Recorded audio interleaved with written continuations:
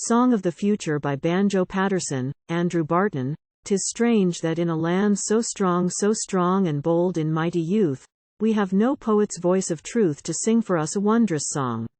Our chiefest singer yet has sung in wild, sweet notes a passing strain, all carelessly and sadly flung to that dull world he thought so vain.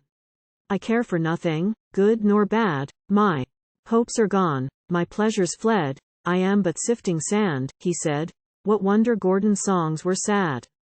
And yet, not always sad and hard.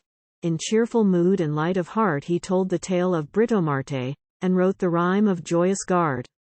And some have said that nature's face to us is always sad, but these have never felt the smiling grace of waving grass and forest.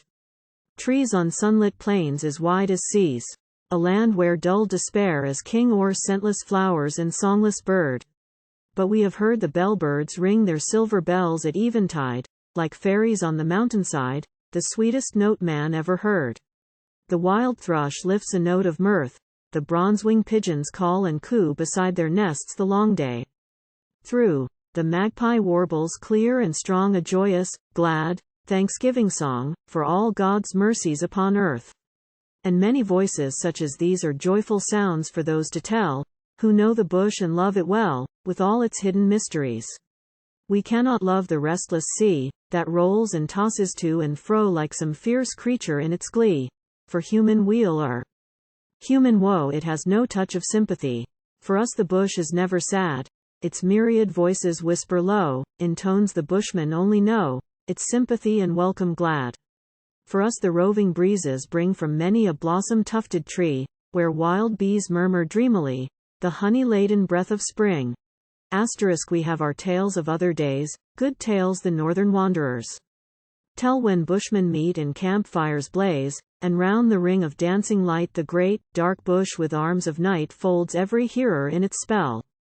We have our songs, not songs of strife and hot blood spilt on sea and land, but lilts that link achievement grand to honest toil and valiant life.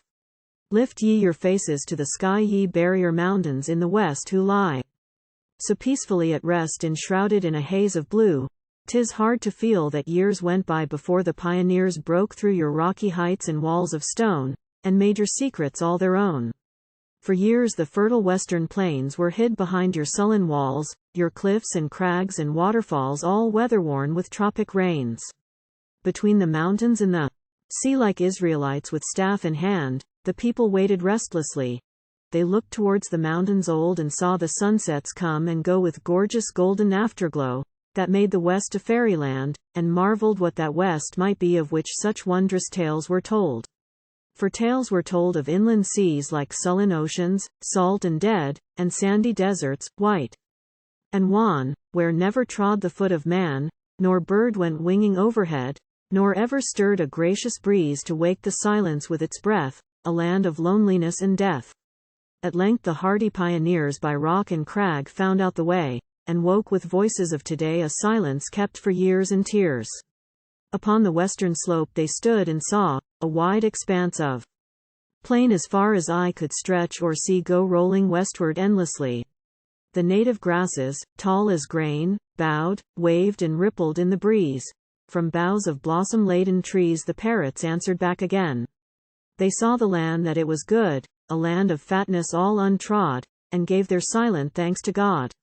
The way is one, the way is one, and straightway from the barren coast there came a westward marching host, that aye and ever onward pressed with eager faces to the west, along the pathway of the sun. The mountains saw them marching by.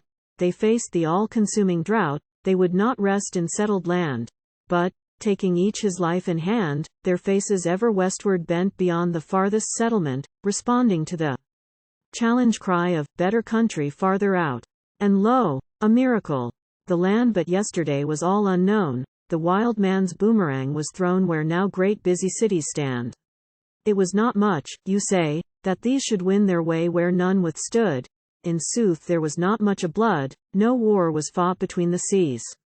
It was not much, but we who know the strange capricious land they trod, at times a stricken, parching sod, at times with raging floods beset, through which they found their lonely way, are quite content that you should say it was not much, while we can feel that nothing in the ages old, in song or story written yet on Grecian urn or Roman arch, though it should ring with clash of steel, could braver histories unfold than this bush story, yet untold, the story of their westward march.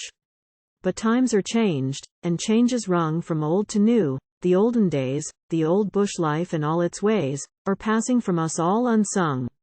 The freedom, and the hopeful sense of toil that brought due recompense, of room for all, has passed away, and lies forgotten with the dead. Within our streets men cry for bread in cities built but yesterday. About us stretches wealth of land, a boundless wealth of virgin soil as yet unfruitful and untilled. Our willing workmen, strong and skilled, within our cities idle stand, and cry aloud for leave to toil. The stunted children come and go in squalid lanes and alleys black. We follow but the beaten track of other nations, and we grow in wealth for some, for many, woe. And it may be that we who live in this new land apart, beyond the hard old world grown fierce and fond and bound by precedent and bond, may read the riddle right, and give new hope to those who dimly see that all things yet shall be for good, and teach the world at length to be one vast united brotherhood. So may it be. And he who sings in accents hopeful, clear, and strong, the glories which that future brings shall sing, indeed, a wondrous song. The Bulletin, the 21st of December 1889.